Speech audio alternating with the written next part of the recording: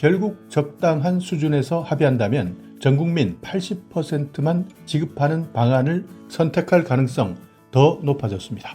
안녕하세요. 임플란트 타이거입니다. 말도 많고 탈도 많았던 전국민 지원금 25만원 드디어 국회를 통과했습니다. 정식 명칭은 민생위기 극복 특별조치법인데요. 모든 국민에게 25만원 또는 35만원 정도 지원금을 지급하자, 현금이 아니라 지역사랑 상품권 형태로 지급하자, 이렇게 법안이 통과되었습니다. 현재는 국회 상임위, 그러니까 행정안전위원회에서 통과된 상황이지만 여당과 야당 의석수를 봤을 때 국회 본회의 통과도 어려움은 없을 것으로 보입니다.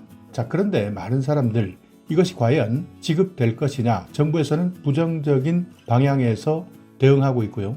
야당에서는 일단 법까지 통과시켰습니다. 자, 그렇지만 아직까지 구체적인 지급 일정에 대해서는 아무도 말할 수 없는 상황입니다. 현재까지는 8월 31일까지 지방자치단체에서 중앙정부에 지원 요청을 하게 되면 중앙정부에서 집행을 시작한다, 이렇게 명시하고 있는데요. 그래서 만약 지급된다면 25만원 지역사랑 상품권으로 지급되고 올해 말까지는 전부 소비하도록 기한을 정해두고 있습니다. 자, 이번에 통과된 지원금 집행 규모 약 13조 정도 재원이 소요될 것이다. 그렇지만 정부에서는 이런 재원이 없다. 그래서 만약 지급하게 된다면 국채 발행 같은 방법으로 예산을 집행할 것이다, 이렇게 생각하지만 결국 정부에서 이 법안을 거부하게 되면, 그러니까 대통령의 거부권인데요, 이렇게 국회로 다시 심의해달라 돌려보내는 제2요구권을 사용한다면 이 법안은 거부될 수도 있는 겁니다. 자, 그렇지만 지난 연말 그리고 올해 초까지는 정부에서도 한 발짝 물러서는 분위기가 있었습니다.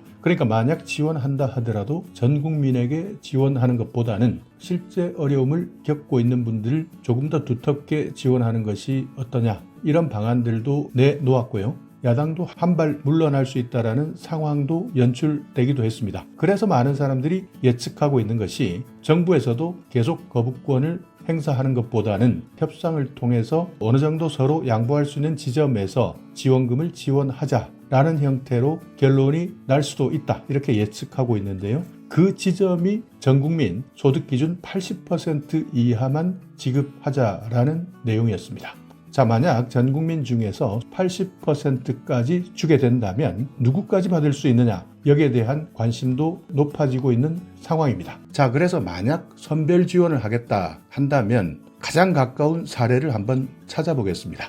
2021년 마지막으로 지원받았던 코로나 상생 국민지원금 생각나실 겁니다. 이때 한 사람당 25만원, 4인 가구 기준으로는 100만원을 지원해드렸습니다. 자, 그런데 많은 사람들이 헷갈린 것이 소득 하위 80%가 도대체 어디까지냐? 어떤 사람들은 기준 중위소득을 놓고 소득 하위 80%를 잘못 계산하는 바람에 나는 못 받겠다 생각한 분들 많았습니다. 왜냐하면 기준 중위소득 100%라는 것은 우리나라 전체 가구를 소득 순서로 일렬로 줄 세웠을 때 정확하게 가운데에 위치한 가구소득, 이것이 기준 중위소득, 그러니까 100%가 되는 겁니다. 이 100%를 숫자에서 헷갈린 건데요. 실제 계산해보면 기준 중위소득 200% 정도 되는 사람들, 이분들이 소득 80%에 해당된다. 그러니까 많은 사람들이 이런 기준 중위소득은 무엇이고 실제 소득 기준은 무엇인지 헷갈리면서 혼란이 발생했던 겁니다. 기준 중위소득은 일반적으로 정부에서 복지사업 지원 대상자를 선정할 때 활용하는 수치입니다. 기준 중위소득이라는 내용은 아예 잊어버리시고 국민 전체를 놓고 봤을 때 소득 하위 70%, 80%가 도대체 어디까지냐, 나는 이번에 결정된다면 지원금을 받을 수 있느냐, 이것만 확인하시면 되는 겁니다. 자, 그런데 이 소득 기준도 복잡합니다. 왜냐하면 내가 실제 벌어들이는 근로소득도 있고요, 사업소득도 있는데 여기에다가 금융소득도 있고 어떤 분들은 연금소득도 있을 겁니다. 이런 것들을 하나하나 다 복잡하게 계산하다 보니 너무나 어려웠습니다. 그래서 결국 정부에서도 기준을 건강보험 기준으로 하겠다, 이렇게 발표했는데요. 자, 건강보험 대상자 선정 기준 한번 보시면 날짜가 일단 먼저 정해집니다. 그러니까 어느 날짜를 기준으로 하느냐. 이때는 2021년 6월에 부과했던 본인 부담 건강보험료를 기준으로 한 겁니다. 자, 그래서 실제 받을 수 있는 국민지원금 선정 기준표를 발표했는데요. 1인 가구는 직장가입자, 지역가입자도 마찬가지입니다. 17만 원.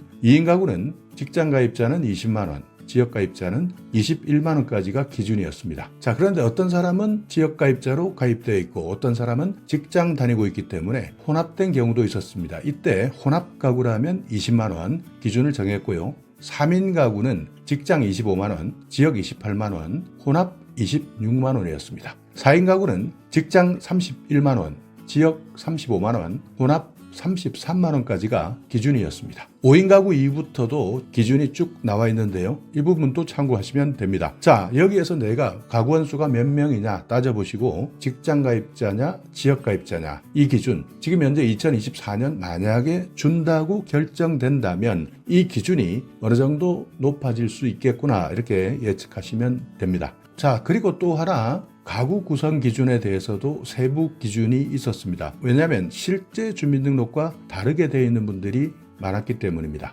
여러 가지 사정이 있기 때문에 실제 주민등록을 하지 않는다 하더라도 가족인 경우가 많았습니다. 그리고 건강보험도 마찬가지 주소가 다르면서도 하나의 건강보험을 가입하는 경우도 많았는데요. 그래서 세부 기준을 마련했습니다. 아마 이번에도 주민등록표를 기준으로 하되 주소지가 다를 때도 있습니다. 맞벌이 부부는 내가 더 유리한 것을 적용해 주겠다. 이렇게 지원금에 대한 가구 구성 기준을 발표했었고요. 그리고 재외국민 문제도 있었습니다. 이런 부분에 대해서도 복잡한 내용이지만 발표했었습니다. 자, 그리고 지원금을 준다면 현금으로 줄 것이냐 신용카드나 체크카드로 줄 것이냐 현금처럼 사용할 수 있지만 실제 현금화시킬 수 없도록 할 것이냐 이런 내용들도 세세하게 다시 정했습니다. 자, 그리고 소상공인에 대한 지원도 있었는데요. 이번에도 마찬가지 소상공인에 대한 지원이 있을지 많은 사람들이 궁금해합니다. 그렇지만 아직까지 정확한 내용은 발표되지 않았지만 최근 발표되었던 자료를 보면 어떤 식으로 지원될지가 나와 있습니다. 자, 기획재정부에서 최근에 발표한 자료입니다. 이 자료 앞에 있는 내용은 넘어가셔도 되고요. 쭉 넘어가다 보면 이렇게 어떻게 지원하냐 유형 1, 2, 3 이렇게 나와 있습니다. 일시적으로 유동성 위기에 처한 경우 이런 분들 갑자기 유동성 위기 그러니까 갑자기 돈이 없어서 돈줄이 막히는 사람들 많을 겁니다. 이런 분들 지금 고금리가 계속 지속되기 때문에 일시적으로 금융부담이 증가한 소상공인들이 대상입니다. 이분들은 지금 하고 있는 소상공인 이자 환급 1조 8천억 대환대출 그러니까 금리 갈아탈 수 있도록 10조 6천억 만기 연장 62조입니다. 햇살론 같은 서민금융도 10조 2천억 지원해주겠다라는 공급계획 그리고 앞으로 필요하면 더 추가 확대하겠다. 이런 내용도 담고 있으니까 이 자료를 보시면서 소상공인 앞으로 어떤 정책이 나올지를 예측하시면 됩니다. 자, 두 번째 유형입니다. 사업 역량 강화를 희망하는 경우 새로운 변화에 도전하려고 한다.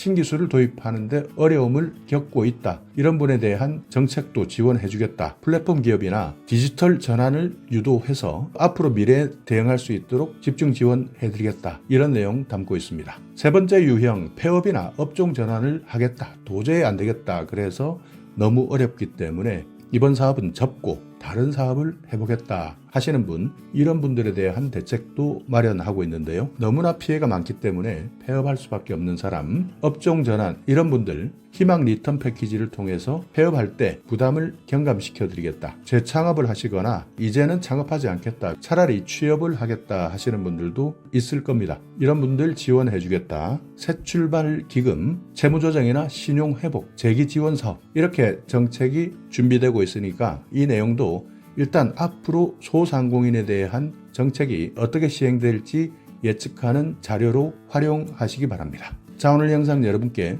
조금이나마 유익한 정보가 있었다면요. 오늘도 구독 그리고 좋아요 부탁드리겠습니다.